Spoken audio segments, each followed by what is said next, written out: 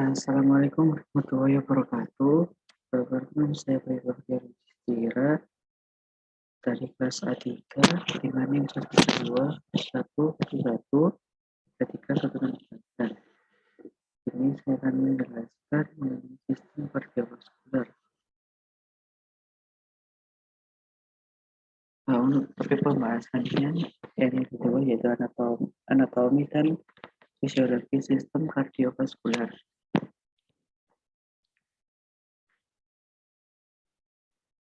Sistem kardiovaskuler atau sistem sirkulasi darah yang terdiri dari jantung, komponen darah, dan pembuluh darah yang berfungsi memberikan dan mengalirkan suplai oksigen dan nutrisi ke seluruh tubuh yang diperlukan dalam proses metabolisme tubuh. Untuk organ-organ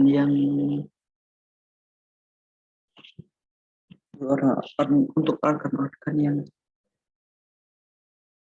terkandung atau terlibat di dalamnya, yang pertama ada perikardium.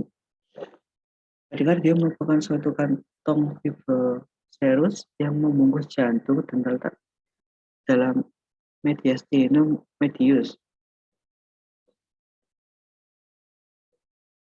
Jantung terdiri atas dua lapisan utama, yaitu perikardium fibrosum dan perikardium serosum. Perikardium serosum. Secara anatomis, lapisan perikardium serosum terdiri dari dua lapisan, yakni lamina parietalis atau parietal perikardium dan lamina visceralis atau visceral perikardium. Lamina parietalis merupakan lapisan mesotel yang keluar permukaan dalam dari perikardium fibrosum. Yang lamina visceralis merupakan lapisan mesotelium yang menutupi seluruh permukaan jantung sampai ke pembuluh darah besar yang berdiameter 3 cm. Kedua lapisan ini akan bertemu kemudian membentuk sebuah ruangan tertutup yang disebut kavitas perikardium. Dalam keadaan normal, ruangan ini berisi tipis film dan berfungsi untuk mempermudah gerakan jantung. Refleks laminan parietalis akan menyebabkan terbentuknya sinus obliquus perikardi dan sinus transversus perikardi. Lapisan yang kedua yaitu perikardium fibrosum. Perikardium fibrosum merupakan pembungkus jantung bagian paling luar, paling tebal dan paling kuat. Lapisan ini membantu mencegah terjadinya penggelembungan berlebihan dari jantung. Namun lapisan ini bisa merenggang karena adanya penggelembungan pada jantung karena suatu penyakit tertentu dalam jangka waktu yang lama, maka jantung akan terlihat membesar. Ke arah kranial, perikardium fibrosum melanjutkan diri dengan lapisan adventitia dari aorta, truncus pulmonalis, dan vena cava superior. Ke arah kaudal, lapisan ini akan melekat pada sentrum tendineum dari diafragma. Ke arah ventral, lapisan ini akan dihubungkan dengan permukaan dorsal, manubrium sterni, dan prosecusioideus oleh ligamentum sternopericardiaca superior dan inferior. Ke arah dorsal akan berhubungan dengan columnia vertebralis melalui ligamentum vertebrata pericardiaca. Ke arah lateral, lapisan ini akan bertemu dengan pleura mediastinalis, yaitu perlekatan antara kedua lapisan tersebut itu tidak terlalu erat sehingga memungkinkan dilalui oleh nervi francisi dextra dan sinistra. Nah, adanya struktur yang melekat pada perikardium fibrosum ini akan menyebabkan vasekus perikardi terfiksasi sehingga memungkinkan dilakukannya mesek atau pijat jantung.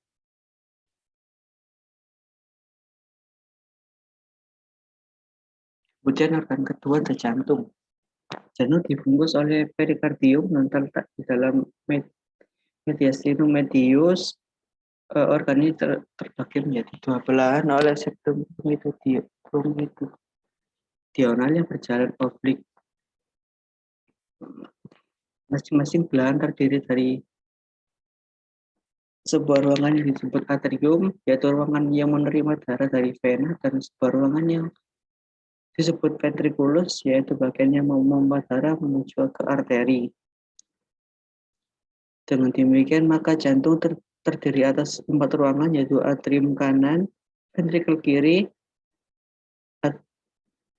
atrium kanan, ventrikel kanan, atrium kiri, ventrikel kiri.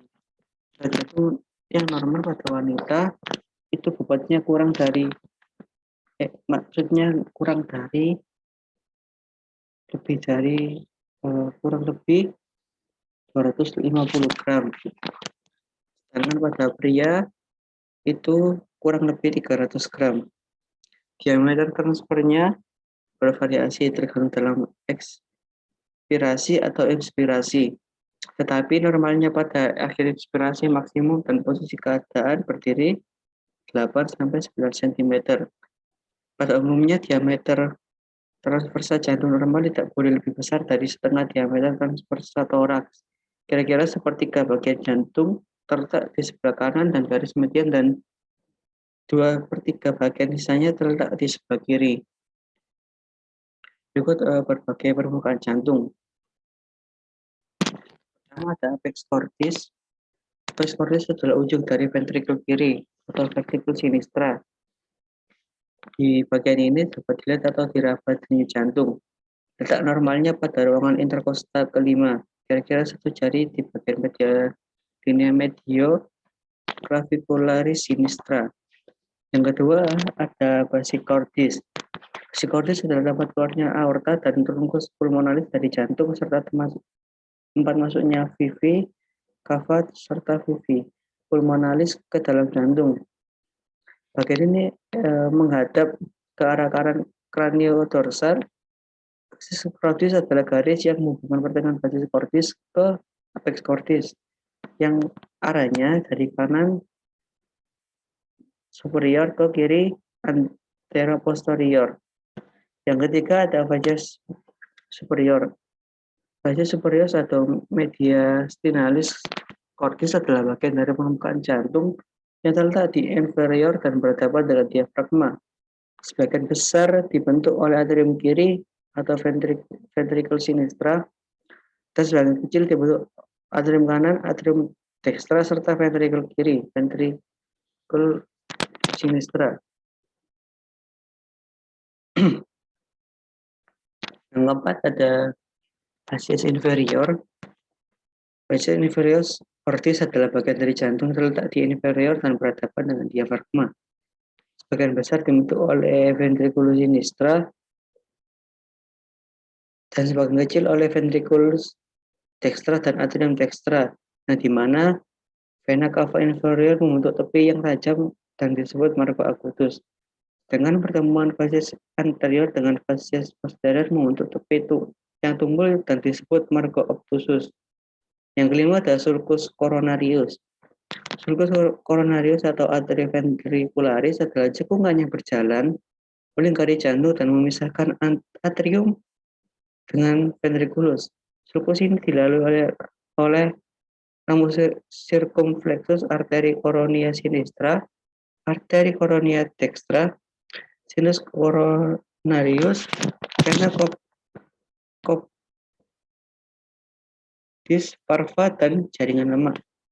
Yang keenam ada sulcus interventricularis anterior. Sulcus interventricularis anterior terletak pada basis arteris tepat pada septum interventricularis yang dilalui ramus interventricularis atau descendant anterior arteri coronaria sinistra dan vena cordis magna. Yang terakhir ada sulcus interventricularis posterior. Sulcus interventricularis posterior merupakan kelanjutan sulcus interventricularis anterior dan terletak pada facies inferior cordis yang dilalui oleh ramus interventricularis posterior, arteri coronaria dextra, dan vena cordis media. Secara anatomis, dinding jantung terdiri dari 3 lapisan, yaitu endokardium, miokardium, dan epikardium. Endokardium adalah lapisan tipis endotelium yang membatasi ruangan-ruangan jantung. Miokardium adalah lapisan yang terletak di tengah dan terdiri dari otot-otot jantung, otot-otot berorigo dan bersinsertio pada kerangka jantung. Lapisan ini terdapat pacemaker dan jaringan sistem konduksi jantung. Yang ketiga ada epikardium atau lamina visceralis perikardium serosum yang merupakan lapisan terluar dari dinding jantung.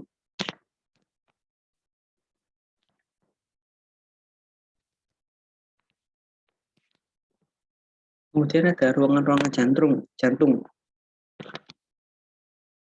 Yang pertama ada atrium dextra. Atrium dextra merupakan ruangan yang dindingnya paling tipis dan terdiri dari 2 ruangan, yaitu sinus venarum dan septum intratrial.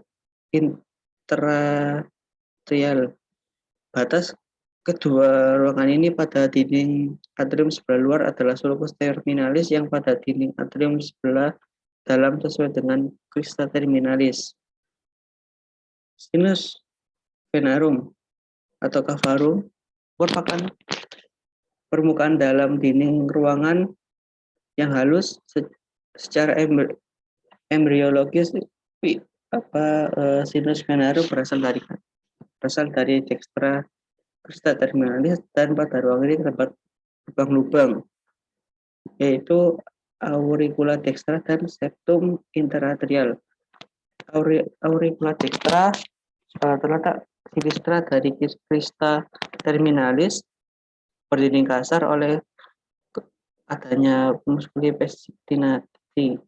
Di dalam ruang ini mempunyai potensial untuk membentuk trombus di mana jika lepas menyebabkan emboli pulmonal. Septum interatrial. Septum interatrial adalah sekat yang memisahkan antara atrium dextra dengan atrium sinistra dengan dan sekaligus merupakan dinding posterior dari atrium dextra. Pada bagian bawah septum terdapat fossa ovalis yang secara embriologis merupakan bekas foramen oval. Fossa ovalis pada bagian superior, bagian interior posterior dibatasi oleh tonjolan yang disebut lumbus fossa ovalis. Ruangan yang kedua yaitu atrium sinistra. Atrium sinistra dindingnya lebih tebal daripada atrium dextra, yang juga terdiri atas sinus venarum yang berdinding rigid dan auricula sinistra yang berdinding kasar.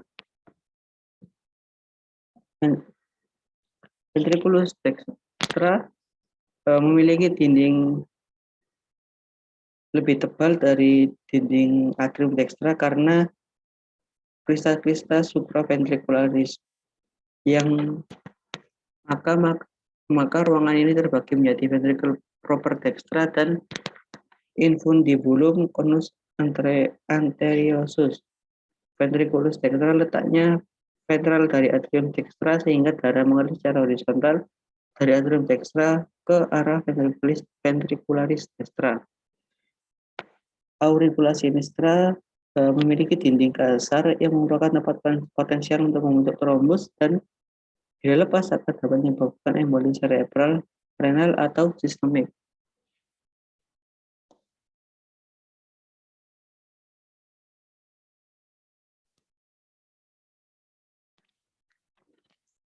Yang ketiga ada ventricle dextra. Ventricle dextra memiliki dinding yang kasar oleh adanya trabecula yang memiliki 3 bentuk, yaitu ridge dan musculi papillaris anterior, medius, dan posterior. Ridge merupakan penebalan yang menempel pada dinding ventricle. Ridge merupakan berupa jurai-jurai bulat yang kedua ujungnya menempel pada dinding ventricle, sedangkan bagian tengahnya bebas, bentuknya moderator band. atau trabecula septomarginalis. Musculi papillaris anterior, medius, dan posterior. Otot-otot ini berorigo pada dinding ventrikel dan berinsertio pada tepi-tepi permukaan ventrikula katup arioventricularis dextra dengan perantara chorda tendinata. Keempat ada ventricle sinistra. Ventricle sinistra memiliki tekanan darah pada sirkulasi sistemik jauh lebih besar daripada sirkulasi pulmonal, sehingga ventricle sinistra bergejala lebih keras dari ventricle sinistra. Hal ini berakibat dinding ventricle sinistra dan darah dari atrium sinistra mengalir ke ventricle sinistra dengan arah jarum ke depan dari kanan ke kiri. Ruangan pada ventricle sinistra terdiri atas ventricle proper sinistra dan vestibulum aorta. Ventricle proper dextra. Ventricle proper dextra merupakan bagian terbesar dari ventriculum sinistra dan berhubungan dengan atrium sinistrum melalui fascium arterioventricular sinistrum.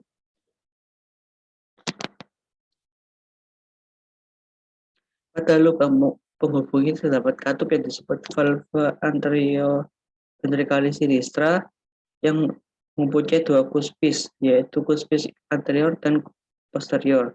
Kedua cuspis ini dengan perantara chorda tendina berhubungan dengan musculi papillaris yang bersangkutan. Septum interventricularis menonjol ke arah ventriculis dextra. Yang terakhir ada vestibulum aorta. Vestibulum aorta. Vestibulum aorta terletak dan dextra dari valva mitralis berdinding halus dan mengalirkan darah ke aorta ascendens melalui lubang yang disebut fascium aorta. Lubang ini mempunyai katup yang disebut valva seminularis aorta dengan cuspis yang bentuk serta jumlahnya sama dengan cuspis valva seminularis trunci pulmonaris. Cuspis yang dimaksud yaitu cuspis dextra, sinistra, dan posterior. Pada pangkal aorta ascendens juga terdapat 3 buah pelebara disebut sinus aorticus dextra, sinistra, dan posterior. Dari sinus aorticus dextra keluar arteri coronaria dextra, dan sinus aorticus sinistra keluar arteri coronaria sinistra.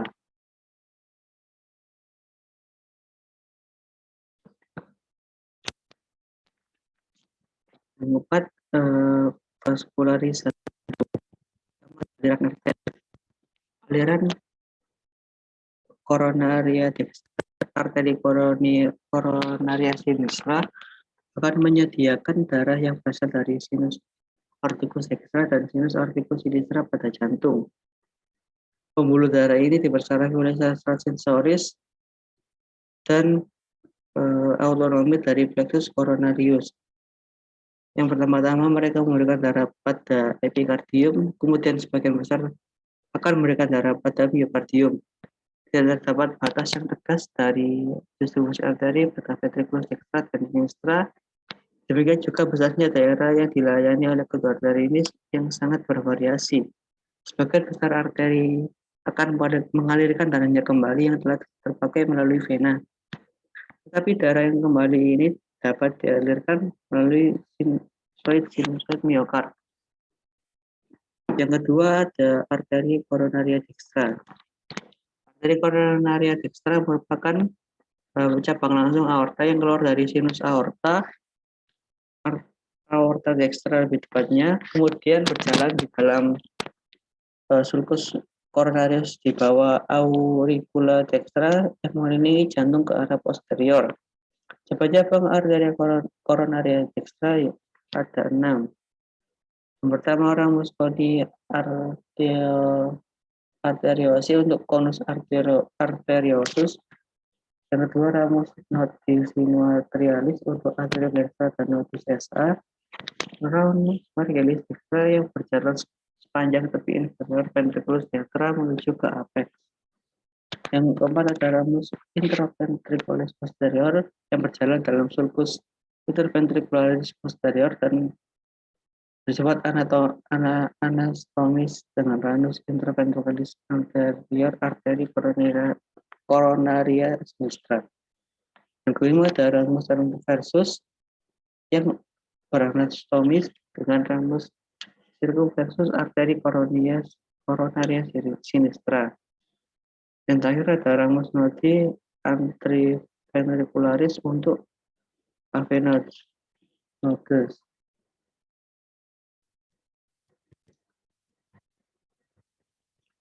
Yang ketiga ada arteri coronaria sinistra. Artinya kok arteri coronaria sinistra keluar dari sinus aorta sinistra yang kemudian berjalan di antara arteri pulmonalis dengan auricula sinistra dan akhirnya melakukan cabang-cabang. Yang pertama, ramus interventralis anterior melayani kedua vertikulit dan bagian ventral septum interventricularis. Dua, ramus circumflexus mempunyai cabang ramus marginalis sinistra dan berjalan pada tepi bagian kiri jantung untuk memelihara ventriculus sinistra.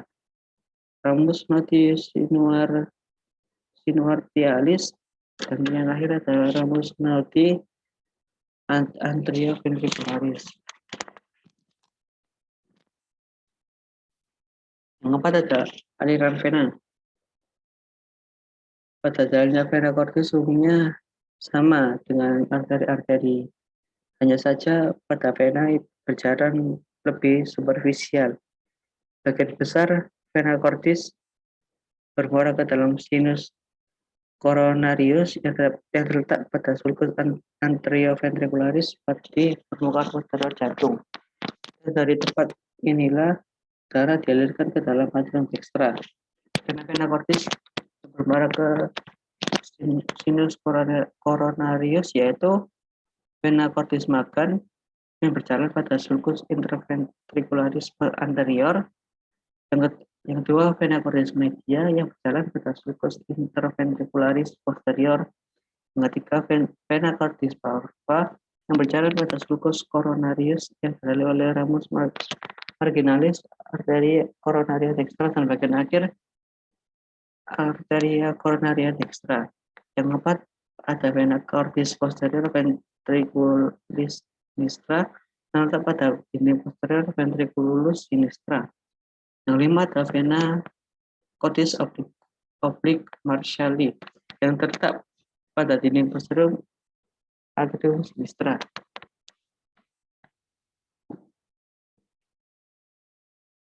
Selain kelima vena yang telah disampaikan di samping ini, terdapat vena yang langsung bermuara ke dalam rongga-rongga jantung.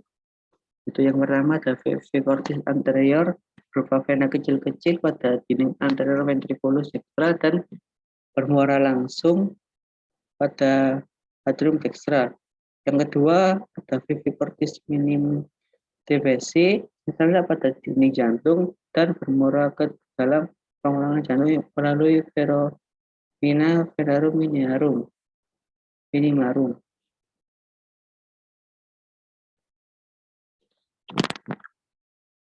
Kelima ada aliran limfa. Pembuluh limfa jantung jumlahnya banyak dan tersebar di mana saja, baik dalam jaringan miokardium maupun di permukaannya. Aliran limfa akhirnya disalurkan melalui dua buah saluran limfa besar nodi limfatik mediastinalis anterior berikut ini. Yang pertama ada nodus limfa mediastinalis anterior dextra yang menyalurkan limfa dari bagian kanan jantung mengikuti jalan arteri coronaria dextra. Kemudian setelah melalui beberapa nodi limfatik cordistrofi berjalan pada murukan kiri arkus menuju ke arah esofagus dan akhirnya masuk ke dalam ductus lymphatic dextra. Yang kedua ada nodus limfa mediastinalis anterior sinistra yang mengalirkan limfa dari bagian kiri jantung pada permukaan ductus pulmonalis.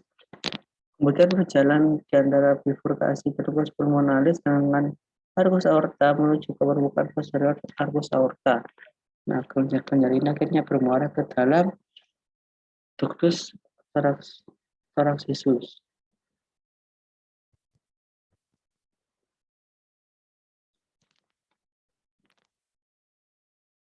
Selanjutnya ada sistem konduksi jantung.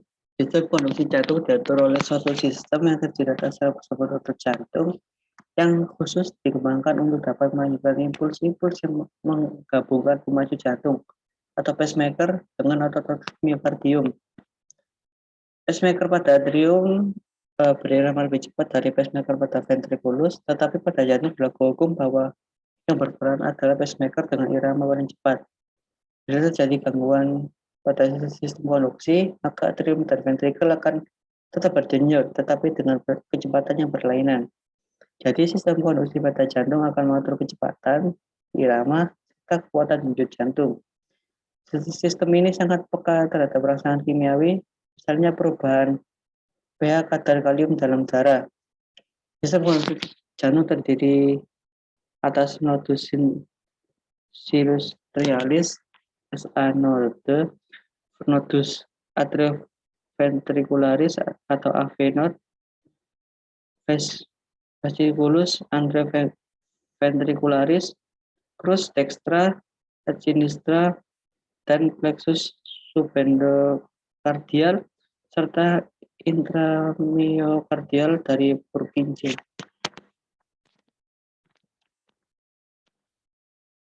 Modus pertama yaitu nodus sinuatrialis atau cage flat. Terletak pada ujung atas sulcus terminalis ventrolateral, tempat pertemuan vena cava superior dengan atrium dextra. Nodus ini berupa massa bulat dengan panjang ukuran 7 mm kali 2 mm kali 1 mm.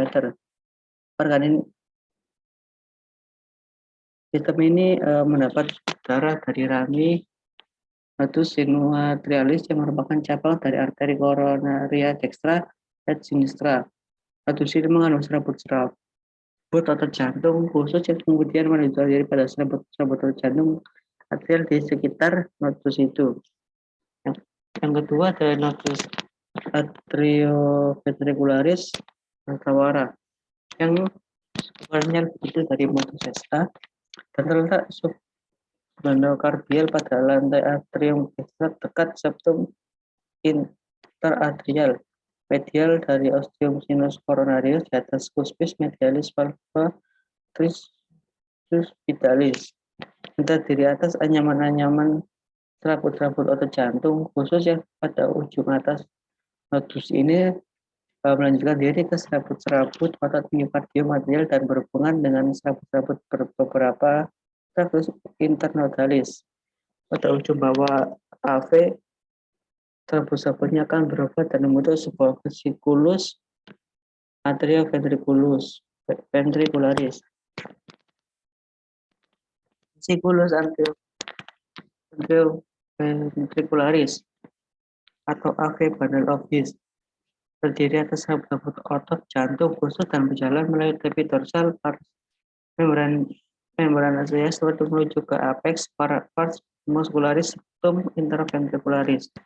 Di sini kemudian vesiculus ini akan bercabang menjadi crus dextra dan sinistra yang selanjutnya menyebar subendokardial melalui kedua pembuluh septum interventricularis. Yang keempat ada crus dextra yang berupa jurai berbentuk bulat dan tidak segera bercabang-cabang.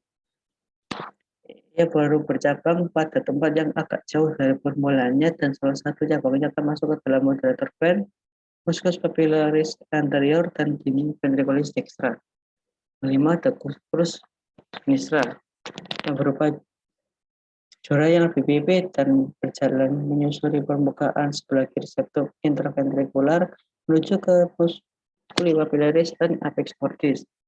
Karena pada plexus subendokardial dari intramyokardial dari Purkinje. Dimulainya dari cabang akhir dari crus dextra dari crus sinistra yang terletak di bawah endokardium dan langsung berhubungan dengan serabut miokardium.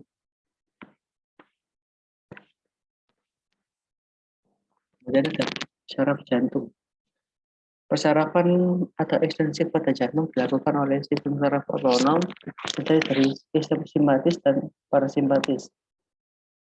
Persarafan ekstensif ini penting dalam mengatur kerjasama antar aktivitas jantung dengan aktivitas tubuh kita sebagai suatu keseluruhan. Suatu kerangsangan simpatis akan mempercepat serta memperkuat denyut jantung, sedangkan rangsangan parasimpatis akan mengurangi kecepatan denyut jantung.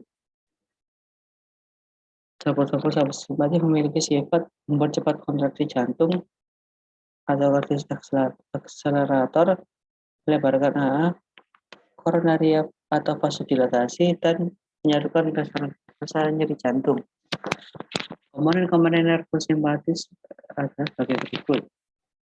Komponen yang pertama adalah nervus cardiacus simpatis cervicalis superior yang keluar dari ganglion cervicalis superior menuju ke plexus cardiacus profundus, kecuali nervus cardiacus sympathisus cervicalis superior sinistra plexus cardiacus superficialis. Komponen yang kedua, nervus cardiacus simpatis cervicalis medius yang biasanya merupakan nervus cardiacus yang tersebar keluar dari ganglion cervicalis medius baik yang kanan maupun yang kiri dan akan menuju plexus cardiacus profundus. Ketika ada nervus cardiacus sympathius cervicalis superior yang keluar dari ganglion cervicothoracium atau stellum dan ansa subclavia yang kemudian menuju ke plexus cardiacus profundus. Yang keempat ada nervus cardiacus sympathius thoracic yang keluar dari 4 atau 5 ganglia thoracika teratas dan berjalan menuju ke plexus cardiacus profundus. Rabut-rabut parasimpatis berikut akan menghambat kontraksi jantung atau cardiac inhibitor dan vasokonstriksi koronaria. Komponen-komponen parasimpatis atau vagal ada sebagai berikut. Nervus cardiacus vagalis superior yang keluar dari nervus vagus tinggi cardiac tiroid kemudian masuk ke dalam plexus cardiacus profundus. Nervus cardiacus vagalis cervicalis inferior yang keluar dari nervus vagus sedikit di atas arteri subclavia yang akan menuju ke plexus cardiacus profundus, sedangkan yang kiri akan menuju ke plexus cardiacus superficialis. Ketika ada nervus cardiacus vagalis thoracica di sebelah kanan, yang sebelah kanannya keluar dari nervus vagus di bawah tempat keluarnya nervus auricularis dextra, sedangkan yang kiri sebagian besar keluar dari nervus auricularis sinistra yang naik di belakang arcus aorta. Sebagian langsung menuju ke olex cardiacus profundus dan sebagian besar yang lain dengan melalui plexus pulmonalis lebih dahulu. Seorang tenaga kesehatan yang akan melakukan pemeriksaan auskultasi katup jantung didapat pada daerah pertama valve bicuspidalis terletak pada apex cordis, yang kedua valve triguspid terletak pada intercosta 4 dan 5 atau lipatan 6 sinistra di sebelah sternum. Yang ketiga ada valve pulmonalis yang terletak ruang antar costa 2 sinistra di sebelah sternum. Keempat ada valve aorta yang terletak pada ruang antar costa 2 dextra.